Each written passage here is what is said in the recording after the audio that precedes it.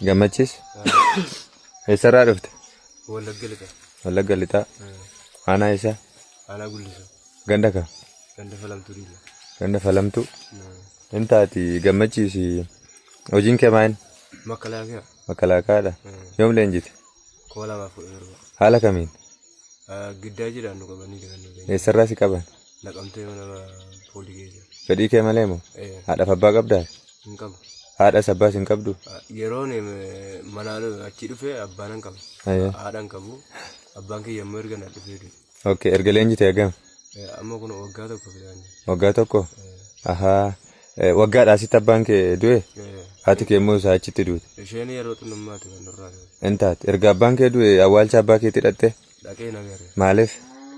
Warra maraarota malee gaafa kan keenyatu abbaan qofaati koo utuu addana jiruutu du'an iyyuu nun ergani. Nun ergani jechuudha. Warra aangoo.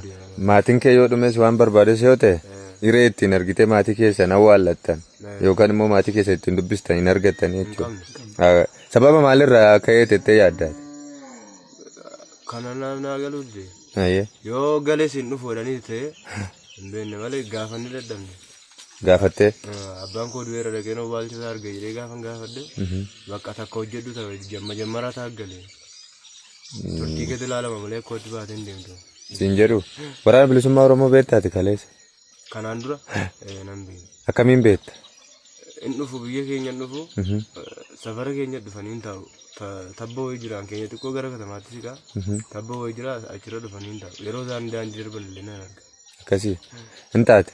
Egaa waraana bilisummaa Oromoo kaleessa gaafa dhageessan mootummaan ajjeesaadha, saamaadha, siqalaa waan garaagaraatiin beekta. Har'a gaafa dhuftee waraana bilisummaa Oromoo jidduutti argamtee kan ammoo maalirraa hubatte? Kanaan duras akka isaan sobanii akkas nuun jedhan hin beekna. Inni beeknu hin beekna. Otuma hin beekne isheen fudhanna malee hin beekna. Amma immoo kun ammoo jumaanuu keessa teenye sababa agarree warraa saniifillee hin sobu.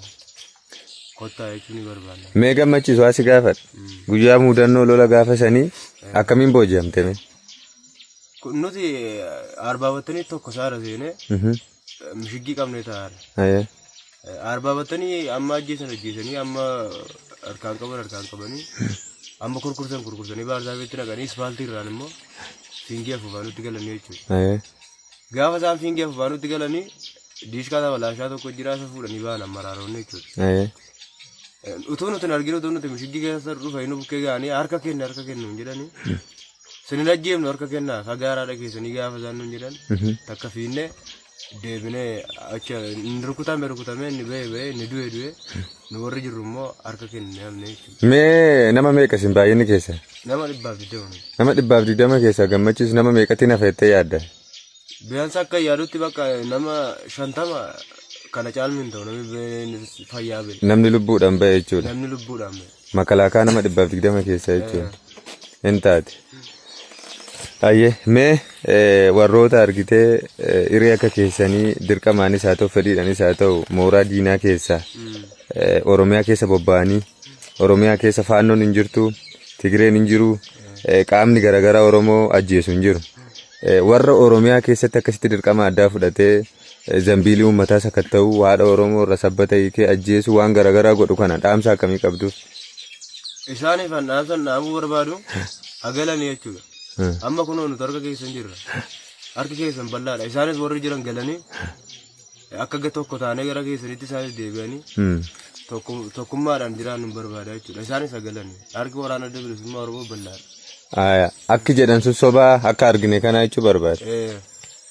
Hin taate galatoon hayyee maqaan keenya? Abdallaa jedhama. Sagalee kee ol kaa'e? Abdallaan jedhama. Abdallaa eenyu? Bayyaan eenyu? Godina keessa? Godina Harargee Lixaa aanaa? Aanaa Daroo? Labu. Mee ati Mustafaa akkamiin gara waraana mootummaa kana deemte? Yeroo sana ganduma keessa akkasumatti carraa jedhanii tuma sobanii bakka cumaanii nu baasaa qabanii milishaanti ganda keessaa qabanii bakka gara aanaa nama kana jechuudha. Waggaa meeqa erga deemte? Waggaa 4. Waggaa 4? erga gara moonaa kana deemte waggaa furii makalaakaa maramoo ripheedha. Makalaakaadha. Tigraay deemte lolte. Tigraayitti lolte. Erga Oromiyaa keessa dhufte bakka meeqatti lolte? Erga Oromiyaa kana keessa dhufnee iddoo baay'ee mudannoo karaa ilfataa kan jedhamu irraan gadee achitti mudannoo tokko bicha mudannoo. Maal taatan achitti ilfatatti? Achitti xiqqishoo bakka mudannoo achitti walirree turre booda. Nama simbiraa dhume? Namni biraa dhume jira. Erga achiirraa deemne immoo gara Wallagga irra turre achiirraa immoo waliin qunnamne jecha waliin lollee sana booda immoo walumaa gala immoo oofaa ture iddoo tokko ture gara Mogor kanaas ture achitti illee homaa waliin qunnamne jechaadha. Achiirraa immoo deebisanii erga Wallagga irraa dhumne as immoo as ture shukkuu kana isiriin gaddaa. Mustafa haadhaaf abbaa qabdaa? Yeroon mana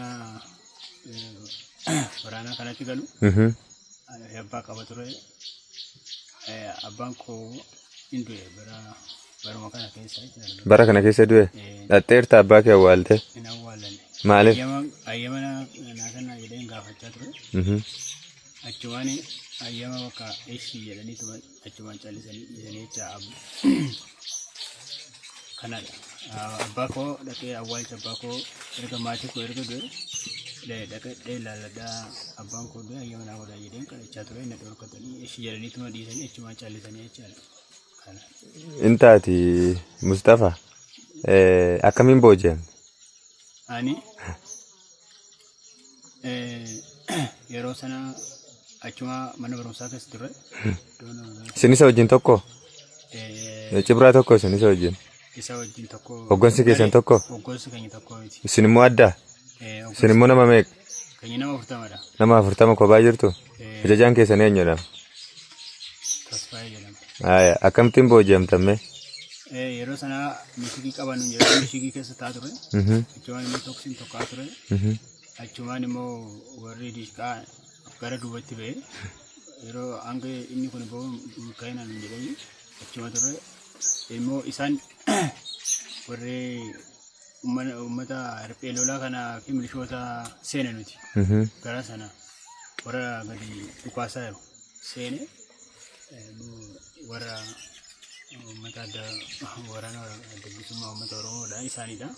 Kan booda bakka achiin immoo yeroo xiqqishoo nuti gadi baqadhee jedhu naafi isaa goddanyaa na bira jiru gadi baqadhee yeroo gadi baqannu isaanii bakka gamaa gamanaa isaaniidha. Sammuudha isaan gidduu seenee jechaadha.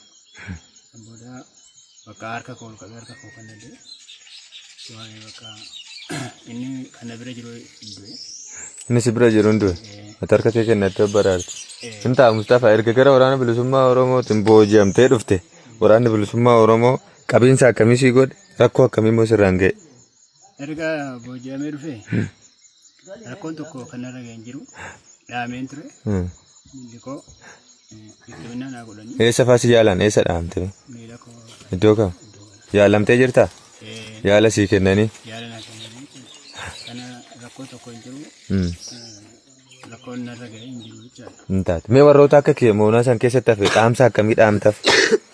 Ani warra achitti hafee fi amma kan achi keessa yeroo ijoollee baay'ee jira ijoolleen Oromoodha. Kuni amma kaasii achi walii lolu kun tokkumadha. Maaliif nutumti wal ajjeesnaa kan jedhu akka silaa gara keenya kana carraa gara keessanii kana keenya kana dhufanii warra oboo kana dhufanii utuu harka kanatanii osoo biyya ofitti galanii haadha fi abbaa isaanii bukkee ta'anii haadha fi abbaa isaanii bukkee ta'anii hojii hojjetanii gara fuulduraatti illee jireenya fooyyeffachuu abdii akka horatanii jedhamu akka mataa kootitti akkanaan tokkotti jechuudha. Galata. Intaati. Ankee maqaan eenyu? Muktaar Mustafaatiin jedhama. Muktaar Mustafaa. Godinni kee? Aanaa Meettaa Caalaa Harargee Bahaa. Harargee Bahaa aanaa Meettaa? Aanaa Calanqoo Meettaa? Intaa. Mustafaadhaatis maqaan kee? Muktaar Mustafaa. Dhalootaan iddoo tokkosi? Iddoo tokko miti. Inni Harargee lixaati ana Harargee ba'a. Inni Harargee lixaa Harargee ba'a. Wal beektu ni dur? Wajjin turre gaantaa tokko waliin turre. Gaantaa tokko keessa. Hin taate mee haala kamiin deemte? Gara moona? Biyyatti gaafaan biyyarraa deemu. Rakkoo baay'ee narraan ga'an. Kaabineedhaa fi milishaan araddaadhaa jechuun warreen araddaa bulchan na barbaadaa turan. Ganda hunda duraa qayyaradhaa katamaarra duraa deeman na jala deemanii footoo yoo hunda hanga maxxansan takka jechaadha na barbaadanii na hidhan. Aanaa irratti osoo warri keenya nan beekin mana qorqorroo walitti dhawanii qorqorroo keessa ijoollee baay'ee wajjin nu hidhanii hidhaarraa nu baasanii nun dhiifne eega hidhaarraa baanillee aanaa araddaarraa deebisanii araddaarratti ganama aanaa loon fatarsiisaa jiru. Isaa abbaa gandaa jedhanii nama godhatanii jira. Abbaan araddaa hafilate jechaadha. Fuudhanii milishaa qabatanii nam marsanii garaan godhu dhabee garaan itti duraa bahu dhabnaan fuudhanii mana keenya nageessanii mana qorsii nyaadhu naan jedhanii qorsii nyaadhee siimii waan hin harkaa qabu warra keenyatti hin kanne siimii kiyya jechaadha. Warra keenya abboo kiyya kannadhee sanboota namaa wal loltee naan jedhan. Maaliin balleessame maaliif akkamna godhu deemtan hin beeku waan na gootan jennaan namaa wal loltanii naan jedhan.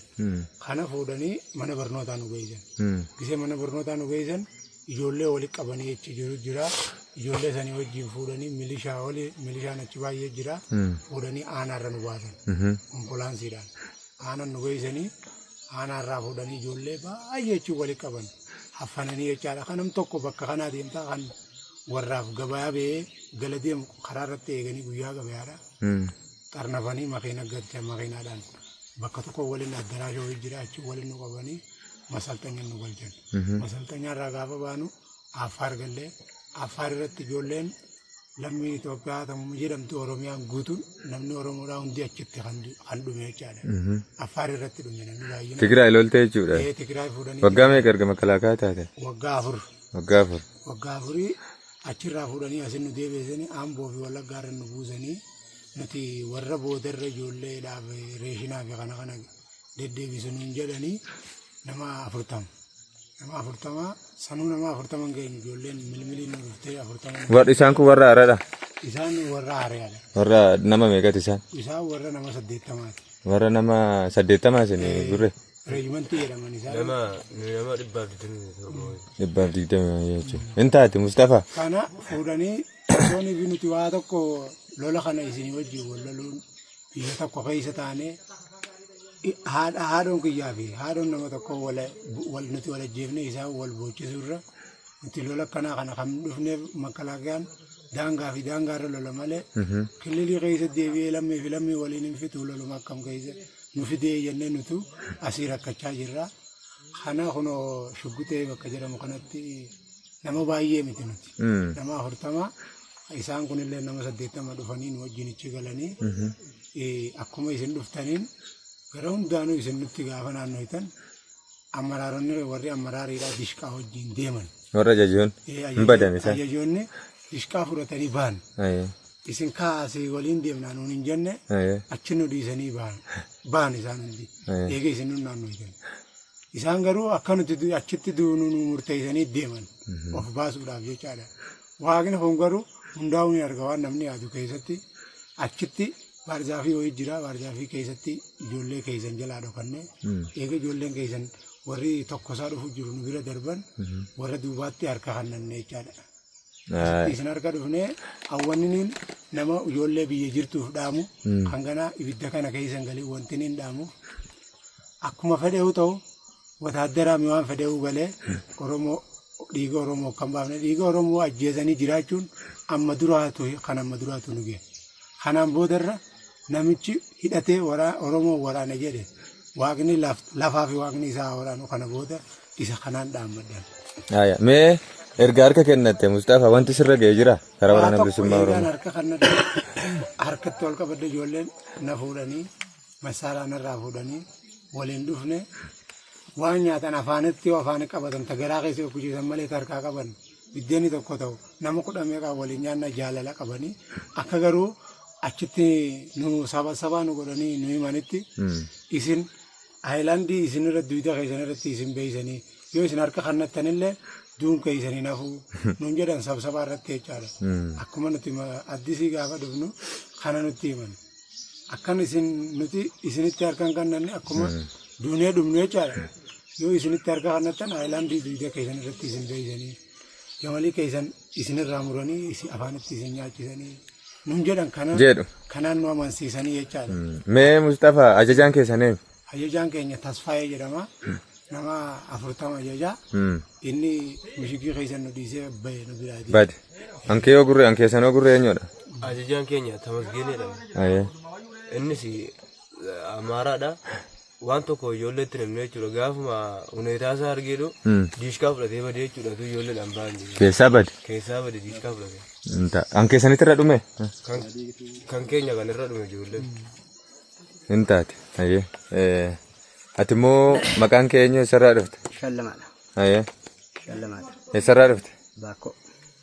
Godina Amboo? Godina Amboo. Aanaan kee hoo? Aanaan koo Baakko Tibbee. Gandi kee hoo? Sadan qixxee. Sadan qixxeedha? Hin taati.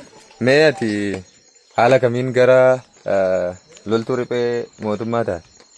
Dirqamaan na oofani. Haala dirqamaatiin na oofani. Gara bulchiinsa aanaa keenyatti na geessani. Isaa booddee guyyaa sadii bulchiinsa keessa na bushani. Gaafa guyyaa sadaffaa booddee ka'a leenjii bakka leenjii deemtu leenjii maal jenna bakka leenjii hamboo achi deemtu nuun jedhe. Hamboo deemne gaafa guyyaa sanbata ganamadha ka'a nu kaasanii halkan yaa'in makiinaatti nu naqanii hamboo nu geessan. Hamboo bakki leenjii sanqalleedha jedhan duraanii sanqalleetiin nu baatanii gara Finfinneetti si ol nu oofanii nuti eessa nu geessu jennee malaallaa. Isaa booda Finfinnee kan nu baatan Adaamaa kan nu dabarsanii Awwaash Bishoollaa kan jedhamutti nu geessanii. Haalli sochii ba'umsa koo dirqamaan na oofuu isaanii hin beekata kana. Ijoollee qabdaa? Ijoollee qaba. Ijoollee meeqa? 3 qaba. Ijoollee 3 qabdaa? Erga gara riphee taate hagam? Waggaa tokko. Waggaa tokko? Hin taate. Gaafatama qabdaa yookaan immoo aangoo qabdaa? Hin qabu. Miseensadhaa? Miseensa. Maal qabachaa turte? Meeshaa? Kilaashii qaxaafi. Akkamiin booji'amte mee? Lolli gaafasii akkam ture? Lolli gaafasii lola cimaadha. Ganama biroo dafataa deemna. Takka ta'e sanuun jedhanii fuudhanii ba'anii. Dhumaatii naannoo mannaaraa kan jedhamu tokko geenyu. Dhukaasni guddaan ka'e. Isaa booda dhukaasni guddaan gaafa ka'uuti gara baqachaatti deemne dafaa mana namaa irra naannofne jechuudha. Isaa booda tuba jennuuti dhukaasichi baay'ee nuti cimatee waraanni waboo kuni naannee bakka akkuma jiruun waan achi keessaa suni waboo bakka akka jiru. Isaa booda gadi sochoonu gaafa dhabnuuti nuti baqannee tuma jennu mucaa goddanyaa tokko nan qaba warra bireenii baatu kana wajjin deemaa turen gaaficha waluma haala fiigna. Isaa booda mucaan bireenii dhukaataan keenya kun yeroo rukutamu yookeetti kufee isaa booda goddanyaan isaa inni daatii isaa kan jedhamu tokko bireenicha fuudhee anaaf inni lama taanee waluma faana namni 3 immoo fuuldura keenya fiigu ture isaan faana fiigaa gaafa qeellu jechuudha. Fuulduris waboomadha bukkee waboomadha akkas ilaallan waboomadha duubaanis sanuma. Garatti deemnu gaafa dhamdu duubatti deemnee manni tokko jirti manni wayii ijaaramtee jirti cidhiifa waan argee keessa nam'ee jira. Baatee garatti baalus hin qabnu waan ta'eedhaaf harka keenya laattannee lubbuu keenya baraarfannaa asuma keessa turre inni lama isaanii murteeffanne. Inni akkuma bireenii qabatetti bireenii isaa jala kaatee taa'ee ani kilaashii makokkattiin akkuma abbadhitti bukkitti godhatan akkattiin taa'ee wanti naarraa na laalladha akka natti dhufaa jiran immoo maskootii qaba. Maskootii otoo na dhayin maskootii maraatii yoo argee yoo isaan natti dhufan nan iyyadha jechaadha. Achumaan tokko dhufee harkatti nu laalee nu argee harka laattatti beekee argee nuun jennaan eeshi harka laattannaa kunoo ila meeshaa kunoo meeshaa jee gadi bombiseen isatti harka koo laattadhe jechuudha. Achii baanee hundi isaanii dhufanii bakka meeshaa hidhannoos meeshaa nurraa fuudhanii beenaa nuun jedhanii nu oofanii jechuudha. Inta erga qabamte wanti sirra ga'ee jira? Hin qabamne wanti narra ga'ee hin jiru. Hin jira? Hin taate.